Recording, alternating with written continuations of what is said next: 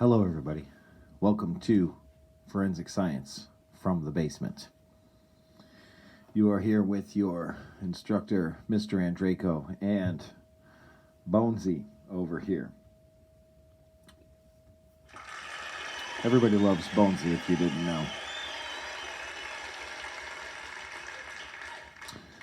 The purpose of this video is to explain to you the next assignment that you will be working on.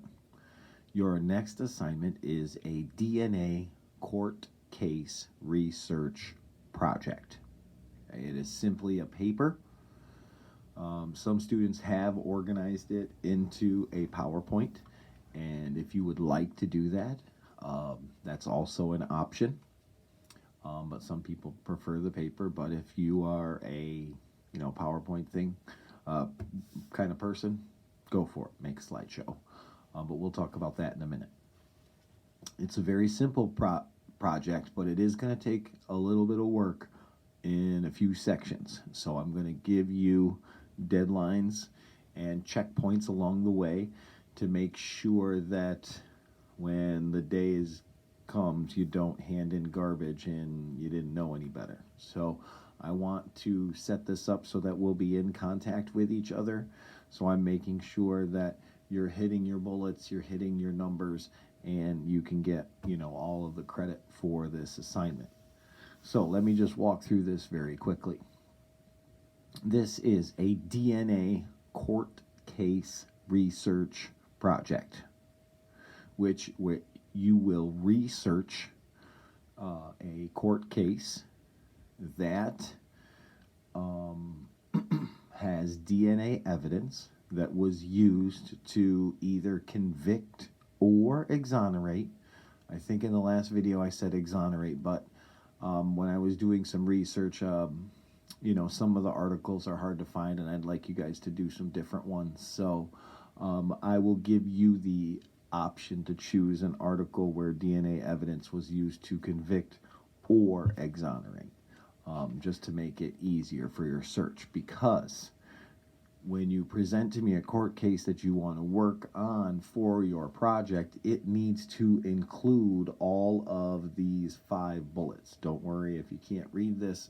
I'm going to share the document with you, and I'll read them with you right now. Obviously, you'll get a summary of what happened in every article, but you have to make sure that they don't just cite, a summary and what the crime was.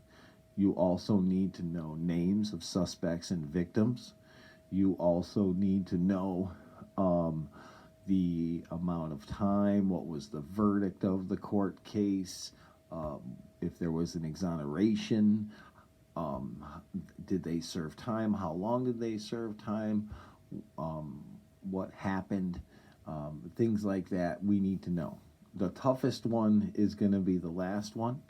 Is you're going to need a detailed article enough that talks about how they actually were able to find evidence.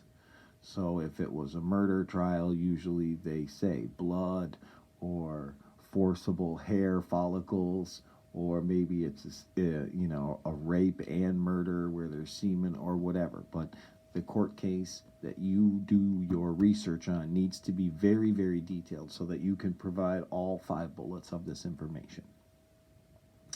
And then, of course, the simple part is just I want a 1 to 2 page paper. It doesn't have to be very long. I mean, it's not a lot of stuff that you're required, so there's only so much that you can write. So I'm not expecting a 5 to 10 page, term paper here. We're just talking about, hey, this is a murder that happened.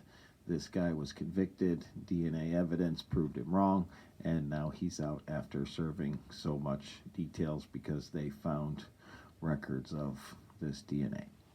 Simple as that, right? You can write that in a page and a half. To make sure, though, that you do this correctly and you don't just get a 0 for this, I want you guys to be checking in.